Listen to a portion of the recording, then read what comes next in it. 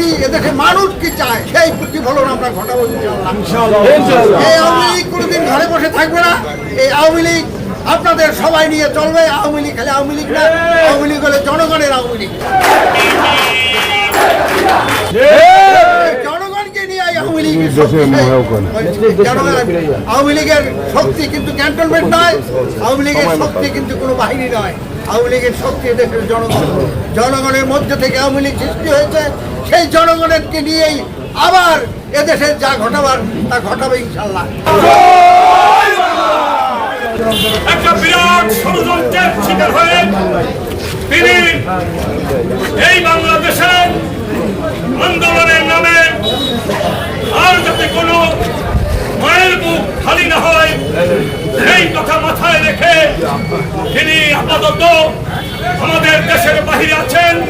তাই সাথী ও বন্ধুরা আমার, এই অবস্থায় গেল কয়েকদিনে সারা দেশে আওয়ামী লীগের অনেক নেতা কর্মীদের হত্যা করা হয়েছে, অনেকের বাড়িঘরে অগ্নিসংযোগ করা হয়েছে।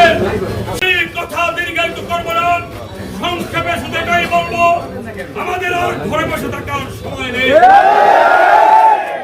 আমরা বঙ্গবন্ধুর আদর্শ সৈনিকরা এই বাংলাদেশের স্বাধীনতা রক্ষার জন্য ৭১ আমরা ছোট ছিলাম, যুদ্ধ করতে পারি নাই। এইবারে প্রয়োজনে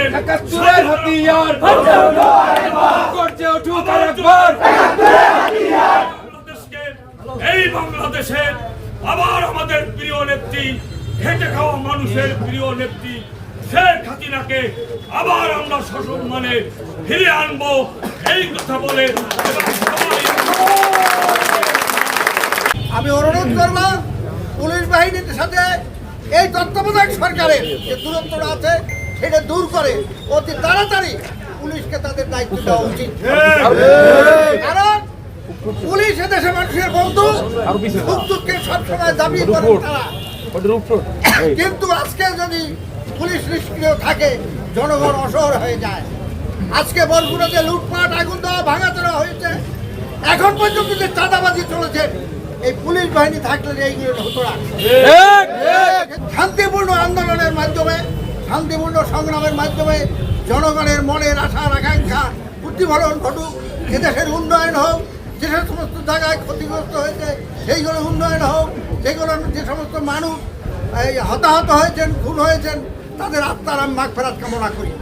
কারণ তারা যেভাবেই হোক, উস্কানিতে হোক, যেভাবে হোক, অনেক পুলিশ ভাইরা আহত হয়েছে, নিহত হয়েছে, অনেক আমার নিরীহ ছাত্র ভাইরা নিহত হয়েছেন, তাদের আত্মার আমি মাগফিরাত কামনা করি।